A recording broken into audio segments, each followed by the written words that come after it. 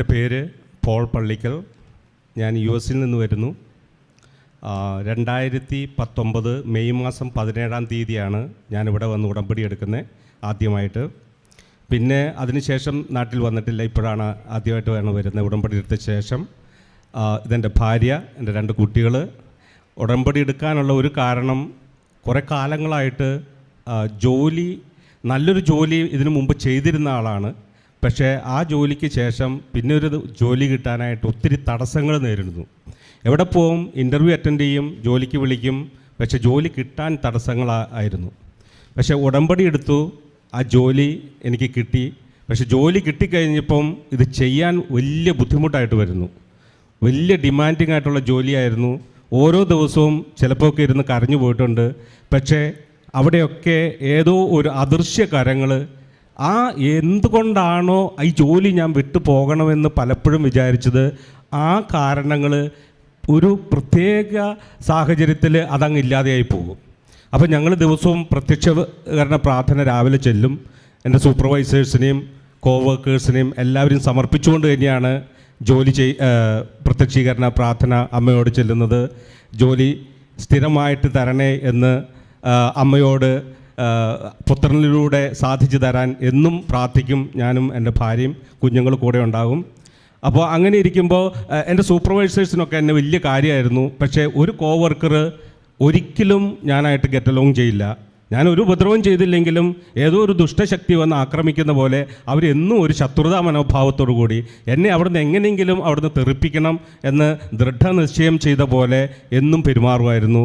പക്ഷേ ഞാൻ ഇവളോട് പറയും, എൻ്റെ വീട്ടിലേക്ക് വിളിച്ച് ചേച്ചിയും ചേട്ടനുണ്ട്, അവരോടും പറയും, അവരൊക്കെ പ്രാർത്ഥിക്കും.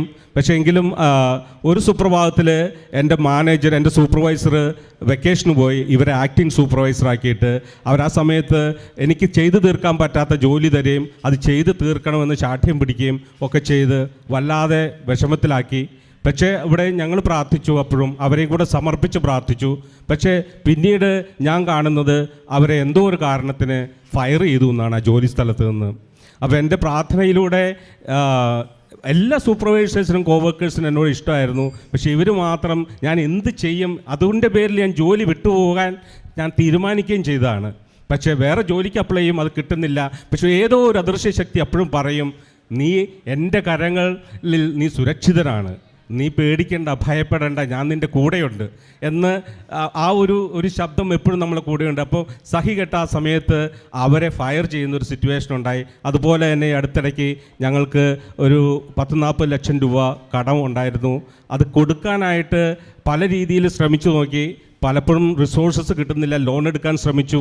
പല ബാങ്കുകളും ഞാനും എൻ്റെ വൈഫും കൂടെ കയറി ഇറങ്ങി. നാട്ടിൽ കുറച്ച് പൈസ കിടപ്പുണ്ട്, പക്ഷേ ഒരു പ്രയോജനമില്ല. അത് എടുക്കാൻ പറ്റുന്നില്ല എന്ന് പറഞ്ഞാൽ അത് അപ്പച്ചൻ്റെ അമ്മച്ചിൻ്റെയും പേരിൽ കിടക്കണം. അപ്പച്ചൻ മരിച്ചുപോയി. അപ്പോൾ അതിൻ്റെ പേപ്പർ വർക്കേഴ്സ് കുറേ കോംപ്ലിക്കേറ്റഡായി. പല പ്രാവശ്യം ചേട്ടൻ പോയി നോക്കും. ഒന്നുകിൽ മാനേജർ പിന്നെ വരാൻ പറയും, അല്ലെങ്കിൽ ആ പേപ്പർ കൊണ്ട് കൊടുക്കാൻ പറയും, അല്ലെങ്കിൽ കുറച്ച് കഴിയട്ടെ എന്ന് പറയും, അല്ലെങ്കിൽ പറയും സബ്മിറ്റ് ചെയ്തിട്ടുണ്ടെന്ന് പറയും. ഇങ്ങനെ നിരന്തരമായി കഴിഞ്ഞ് കഴിയുമ്പം ഒരു രീതിയിലും നടക്കുന്നില്ല. എല്ലാം എവിടെ പോയാലും ഒരു തടസ്സമാണ്. അന്നേരം എൻ്റെ ഭാര്യയും ഞാനും പ്രത്യക്ഷീകരണ പ്രാർത്ഥനയിൽ പറഞ്ഞു, ഈ കാര്യം കൃത്യസമയത്ത് ഞങ്ങൾക്ക് കൊടുക്കാൻ പറ്റുകയാണെങ്കിൽ തീർച്ചയായിട്ടും ഞങ്ങളതൊരു സാക്ഷ്യമായിട്ട് ഇനി നാട്ടിൽ തിരിച്ചു വരുമ്പോൾ അമ്മയുടെ മുമ്പിൽ പറയും എന്ന് പറഞ്ഞു. അങ്ങനെ പറഞ്ഞതിന് ശേഷം പിന്നെ എല്ലാം നടക്കുന്ന ഒരു നാടകീയമായിട്ടായിരുന്നു. ചേട്ടൻ പോകുന്നു, ബാങ്കുകാർ വളരെ കോപ്പറേറ്റീവ് ആകുന്നു, അവർ പെട്ടെന്ന് പേപ്പർ വർക്കേഴ്സ് നീക്കുന്നു. ഞാൻ പൈസ കൊടുക്കുന്നതിൻ്റെ ഒരു ദിവസം മുമ്പ് എനിക്ക് അതിൻ്റെ ഒരു നല്ല ശതമാനം പൈസയും എനിക്ക് പെട്ടെന്ന് ഇവിടുന്ന് നാട്ടിൽ നിന്ന് അവിടേക്ക് അയച്ചു തരുന്നു. എനിക്ക് പിറ്റേ ദിവസം അപ്പോഴും പൈസ തീർത്തു കൊടുക്കാനില്ല. അപ്പം ഞങ്ങൾ അതിൻ്റെ കൂടെ തന്നെ ബാങ്കിൽ ചെന്നപ്പോൾ ബാങ്കുകാർ ഇങ്ങോട്ട് വിളിച്ചു, മാനേജർ ഇങ്ങോട്ട് വിളിച്ചിട്ട് പറഞ്ഞു, നിങ്ങളൊരു കാര്യം ചെയ്യും, ഇങ്ങോട്ട് വാ എന്ന് പറഞ്ഞ് പുള്ളി വളരെ തിരക്കായിരുന്നിട്ടും ഞങ്ങളെ വിളിച്ച് കയറ്റി. ഞങ്ങളോട് പേപ്പർ വർക്കുകൾ, ഞങ്ങൾക്ക് വേറെ ഒരു റിസോഴ്സസ് ഒന്നും കാണിക്കാൻ ഇല്ലായിരുന്നിട്ട് പോലും അവർ പെട്ടെന്ന് ആ പേപ്പർ വർക്കുകൾ മൂവ് ചെയ്ത് ഞങ്ങൾക്ക് ആ ലോൺ, ബാക്കിയുള്ള എമൗണ്ടിൻ്റെ ലോണും കൂടെ സാങ്ഷനാക്കി തരുകയും ഞങ്ങൾക്ക് കൃത്യസമയത്ത് തന്നെ ആ പൈസ കൊണ്ട് അടയ്ക്കാൻ പറ്റുകയും ചെയ്യുന്ന ഒരവസ്ഥയുണ്ടായി. അപ്പം തന്നെ എൻ്റെ ഭാര്യയ്ക്കാണെങ്കിൽ ഒരുപാട് പ്രശ്നങ്ങളുണ്ടായി. അവൾ തന്നെ പറയട്ടെ, അത് ഞാൻ പറയുന്നതിലും ഭേദമാണ് എന്നോർക്കുകയാണ്. അവളുടെ കൈക്ക് വേദന ഉണ്ടായിരുന്നു. അത് അമ്മയുടെ ഇവിടുന്ന് തന്ന തൈലവും ഉപ്പും ഒക്കെ പുരട്ടി പ്രാർത്ഥിച്ചപ്പോൾ ആ വേദന, കൈ പൊക്കാൻ പാടില്ലാത്ത വേദനയായിരുന്നു. അപ്പോൾ അത് മാറിക്കിട്ടി. അപ്പോൾ അവൾ തന്നെ അത് പറയട്ടെ, ഞാൻ അവൾക്ക് കൊടുക്കാം. യേശുവേ നന്ദി, യേശുവേ സ്തോത്രം. ഞങ്ങൾക്ക് ഇവിടെ വന്ന് സാക്ഷ്യം പറയാൻ സാധിച്ചതിന് പരിശുദ്ധ അമ്മയുടെ നാമത്തിൽ ഞങ്ങൾ നന്ദി പറയുകയാണ്. ഞങ്ങൾ വളരെ കഷ്ടപ്പെട്ടാണ് വന്നത്. പ്രായമായിട്ട് ജനിച്ച 2 കുഞ്ഞുങ്ങളാണ്. അവരെ വളർത്താൻ തന്നെ പലപ്പോഴും തന്നെ ആരോഗ്യ പ്രശ്നങ്ങൾ ഉണ്ടാകാറുണ്ട്. അവിടെയെല്ലാം അമ്മ മാതാ തന്ന മക്കളെ വളർത്താനുള്ള കഴിവ് തരണമെന്ന് പലപ്പോഴും പ്രാർത്ഥിക്കാറുണ്ട്. പലപ്പോഴും ജോലിയിലാണെങ്കിലും ബുദ്ധിമുട്ടുകൾ വരുമ്പോൾ ആദ്യം തന്നെ അമ്മയുടെ യൂട്യൂബിനകത്ത് പ്രാർത്ഥിച്ചുകൊണ്ടാണ് ഞാൻ എൻ്റെ പേഷ്യൻസിനെ നോക്കാറുള്ളത്. ഞാൻ നേഴ്സായിട്ട് US ജോലി ചെയ്യുകയാണ്. അപ്പം എൻ്റെ വലത്തെ കയ്യിൽ 2ാമത്തെ മോളുണ്ടായപ്പോഴത്തേക്കും എനിക്ക് ഈ പാത്രങ്ങളൊന്നും എടുക്കാൻ പറ്റൂലായിരുന്നു. ഈ റിസ്റ്റിൻ്റെ ഇവിടെ ഒരു ഫ്രാക്ചർ പോലെ വന്നത്. അത് ഞാൻ ചേട്ടൻ ജോലിക്ക് പോകുന്നതിന് ഞാൻ പറയും അമ്മയുടെ എണ്ണയിട്ട് വിശ്വാസ പ്രമാണം ചെല്ലാൻ പറഞ്ഞു. ഉടമ്പടി തൈലം ചൊല്ലി പ്രാർത്ഥിച്ചു. അതിൻ്റെ ഫലമായിട്ട് പൂർണ്ണമായിട്ടും അത് മാറി. അവർ ഫിസിയോതെറാപ്പി എല്ലാം ഓർഡർ ചെയ്തതാണ്. അത് പൂർണ്ണമായിട്ട് മാറി. അമ്മയുടെ നാമത്തിൽ ഞങ്ങൾ ക്ഷമ ചോദിക്കുകയാണ്. ഞങ്ങൾക്ക് ഇത്ര നാളും വരാൻ പറ്റിയില്ല. അപ്പം ഇന്ന് വന്ന് പറയാനായിട്ട് അമ്മ ഞങ്ങൾ അനുഗ്രഹിച്ചതിൽ പൂർണ്ണമായിട്ട് എല്ലാവരും ഞങ്ങൾക്ക് വേണ്ടി പ്രാർത്ഥിക്കുക. അതുപോലെ തന്നെ എൻ്റെ ജോലിയിൽ ഒരു പ്രാവശ്യം ഒരു മിസ്റ്റേക്ക് ഞാൻ കാണിച്ചു. എൻ്റെ ഒരു ഡോക്ടറിന് ഞാൻ മെഡിസിൻ, അതായത് ഒരു സിമ്പിൾ മെഡിസിൻ ആണെങ്കിലും അവിടെ ചെറിയ മെഡിസിൻ നമ്മൾ കൊടുത്താൽ പോലും നമ്മളെ ഫയർ ചെയ്യും. നമ്മുടെ ലൈസൻസിനൊക്കെ ഒരുപാട് ബുദ്ധിമുട്ടുകൾ വരും.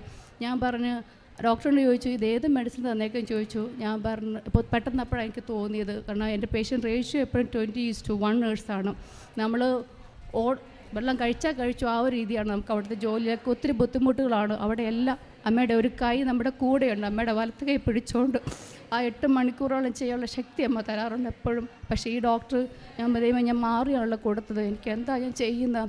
അങ്ങനെ ഒരു നല്ല 10-80 വയസ്സായാലും നല്ല അലേർട്ട് ഓറിയൻറ്റ് ×3 ആണ്. നല്ല വിവരം നല്ല ഓറിൻ്റെ ഡോക്ടറാണ്. അപ്പോൾ ഞാൻ എന്നാ ചെയ്യുന്നത്, ഞാൻ ഡോറിൽ 2ാമത്തെ റൈറ്റ് മെഡിസിൻ എടുത്തോണ്ട് ഞാൻ മുന്നേ വന്ന് ഡോറിൽ വന്നിട്ട് പറഞ്ഞു അമ്മ ഒരു കാര്യം ചെയ്യണം, അമ്മ എനിക്ക് മുന്നേ പോയിട്ട് ഡോക്ടറെ കൊണ്ടൊരു വാക്ക് വായിന്ന് പറയിപ്പിക്കല്ലേ. പറഞ്ഞ് ഡോക്ടർ കംപ്ലയിൻറ്റ് ചെയ്ത് കഴിഞ്ഞാൽ എനിക്കത് വലിയ പ്രശ്നമായി, എനിക്ക് ജോലി പോകും, എൻ്റെ ലൈസൻസ് പോകുമെന്ന് പറഞ്ഞു. പക്ഷേ അമ്മ എനിക്ക് മുന്നേ ചെന്ന് ഡോക്ടറെ കൊണ്ട് ഒരു വാക്ക് പോലും പറയാതെ ആ ഡോക്ടർ വളരെ സന്തോഷത്തോടെ എന്നെ നോക്കിയിട്ട് ഒന്നും ചോദിച്ചില്ല. എനിക്കത് വളരെ സാക്ഷ്യമായിട്ടാണ് തോന്നുന്നത്. കാരണം അമ്മയാണ് ആ ഡോക്ടറെ മുന്നിൽ ചെന്ന് ഡോക്ടറെ കൊണ്ട് ഒന്നും പറയിപ്പിക്കാമെന്ന് എനിക്കറിയാം. അതുപോലെ ഒരുപാട് സാക്ഷിയുണ്ട്. അതുപോലെ വേറൊരു സാക്ഷി എന്നെ സ്പർശിച്ചത് ഒരിക്കലും സ്പീഡിങ്ങിന് എന്നെ പിടിച്ചു ഒരു പോലീസുകാരൻ. അപ്പോൾ ഞാൻ പറഞ്ഞു എൻ്റെ ഈശോയെ സ്പീഡിങ്ങിന് പിടിച്ചു കഴിഞ്ഞാൽ അവിടെ ലൈസൻസ് നമുക്ക് ടിക്കറ്റ് കിട്ടിക്കഴിഞ്ഞാൽ ഇൻഷുറൻസ് കൂടും, അങ്ങനെ ഒരുപാട് ബുദ്ധിമുട്ടുകളുണ്ട്. പിന്നെ എൻ്റെ കോട്ടിപ്പാണ്, ഒരുപാട് പ്രശ്നങ്ങളാണ്. അപ്പോൾ ഈ പോലീസുകാരൻ എന്നെ തടഞ്ഞു നിർത്തിയിട്ട് പറഞ്ഞു ടിക്കറ്റ് കാണിക്കുക. അപ്പോൾ ഞാൻ ഡാഷ്ബോർഡ് വന്നപ്പം പെട്ടെന്ന് അമ്മയുടെ നമ്മുടെ പത്രമാണ് കണ്ടത്. ഞാൻ പറഞ്ഞു അമ്മേ ഈ പോലീസുകാരും എൻ്റെ ഡ്രൈവിംഗ് ലൈസൻസോട്ട് പോകുന്നു, തിരിച്ചു വരുമ്പോൾ ഈ മനുഷ്യർക്ക് ടിക്കറ്റ് തരല്ല. അമ്മ മുന്നേ പോയിട്ട് പറയണം എനിക്ക് ടിക്കറ്റ് തരല്ലേ. കാരണം ഇപ്പോഴത്തെ ഈ സാമ്പത്തിക രീതിയിൽ എൻ്റെ 2 ദിവസം മാത്രമേ കുഞ്ഞുങ്ങളുണ്ടായപ്പോൾ എനിക്ക് പോകാൻ പറ്റുന്നില്ല ജോലിക്ക്, അതുങ്ങൾ നോക്കുക എന്നുള്ളതാണ്. അപ്പോൾ ഞാൻ പറഞ്ഞു എനിക്ക് അമ്മ ടിക്കറ്റ് തരാതെ എന്നെ കാത്തോളെന്ന് പറഞ്ഞു. അതുപോലെ തന്നെ അങ്ങേര് പറഞ്ഞു നിന്നെ പിടിച്ചതല്ലേ, എന്തെങ്കിലും ഞാൻ നിനക്ക് തരണം എന്ന് പറഞ്ഞുകൊണ്ട് അങ്ങേര് ജസ്റ്റ് എൻ്റെ ഇൻഷുറൻസ് കാർഡുണ്ട്, അങ്ങേര് ഇല്ലയെന്ന് പറഞ്ഞ് എനിക്ക് തന്നു. എന്നിട്ട് അതാണ് ഞാൻ കോർട്ടിൽ പോയി ഹാജരായപ്പോൾ എനിക്കൊന്നും കൊടുക്കേണ്ട വരാതെ എനിക്കൊരു പോയിൻ്റ് പോലും ഇല്ലാതെ എനിക്ക് തന്നു. എനിക്കത് വളരെ വ്യക്തമായിട്ടറിയാം. എൻ്റെ അമ്മ, നമ്മുടെ അമ്മ സഞ്ചാരി മാതാവ്, നമ്മളെവിടെ നിന്ന് വിളിച്ചാലും നമ്മുടെ മുന്നിൽ വരുന്ന നമ്മുടെ അമ്മയുണ്ട് നമ്മുടെ കൂടെ എപ്പോഴും എന്നുള്ളൊരു ഒരു സാക്ഷ്യമാണ് അമ്മയുടെ നാമത്തെ. അതുപോലെ അനേകാര്യങ്ങൾ ഞങ്ങളെ പ്രാർത്ഥന ഏൽപ്പിച്ചുകൊണ്ടാണ് ഇങ്ങോട്ട് വിട്ടേക്കുന്നത്. അവരെല്ലാം നിങ്ങൾക്ക് വേണ്ടി പ്രാർത്ഥിക്കണമെന്ന് അപേക്ഷിക്കും. അതുപോലെ അവിടെ പ്രായമായിട്ടൊരു അമ്മച്ചി ഡെൽറ്റ വന്ന് ഒരുപാട് അമ്മച്ചി ഒത്തിരി പ്രയർഫുള്ളൊരു അമ്മച്ചിയാണ്. അമ്മച്ചി രക്ഷപ്പെട്ടു. അമ്മച്ചി പറഞ്ഞു ഞാൻ വാക്സിനൊന്നും എടുക്കത്തില്ല, എൻ്റെ കർത്താവിൻ്റെ തിരുരക്തത്താൽ ഞാൻ സൗഖ്യപ്പെടുമെന്ന് പ്രാർത്ഥിച്ചുകൊണ്ട് അമ്മച്ചി ICU കടന്നെങ്കിലും അവിടെ നിന്നെല്ലാം തമ്പുരാൻ സുഖമാക്കി. ഞാൻ പറഞ്ഞു അമ്മച്ചി തിരിച്ചു വരുവാണ്, അമ്മേ മാതാവ് അമ്മയുടെ നടയിൽ കയറി ഞാൻ സാക്ഷ്യം പറയുമെന്ന് പറഞ്ഞിട്ടുണ്ട്.